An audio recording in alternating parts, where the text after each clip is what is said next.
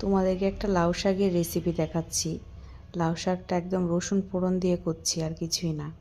তো রসুনটা ছেঁচে নিয়েছি, আর কাঁচা লঙ্কা, শুকনো লঙ্কা। তো শুকনো লঙ্কা ফোড়নে দিয়েছি, আর এখন শুকনো লঙ্কাটা হয়ে গেছে, এখন রসুনটা দিয়ে দেব। তো রসুনটা দিয়ে হালকা একটু ভেজে তারপর আমি এর মধ্যে দিয়ে দেব কাঁচা লঙ্কা। তো দেখো রসুনটা ভাজা হয়ে যাচ্ছে, এর মধ্যে দিয়ে দেব কাঁচা লঙ্কাটা। তো দিয়ে আবার একটু ভাজবো। তো একটু রসুনটা যখন একটু হালকা ভালোভাবে ভাজা হয়ে যাবে, তখন দিয়ে দেব সেই লাল শাকগুলো সেদ্ধ করে রেখেছিলাম, সেই শাকগুলো। তো লাউ শাকগুলো সেদ্ধ করে জলটা ছাড়িয়ে নিয়েছি, তো এখন দিয়ে দিয়েছি।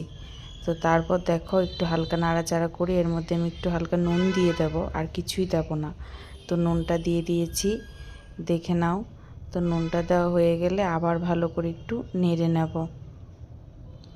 তো দেখো নুনটাও দিয়ে দিয়েছি, তার একটু ভাজা ভাজা হয়ে যাবে, তারপর আমি এটা নামিয়ে নেব। তো দেখো এটা হয়ে গেছে আমাদের। তো মাত্র 10 মিনিটের একটা শাক রান্না করা, কিন্তু খেতে দুর্দান্ত হয়। তোমরা এটা ট্রাই করবে শাকটা।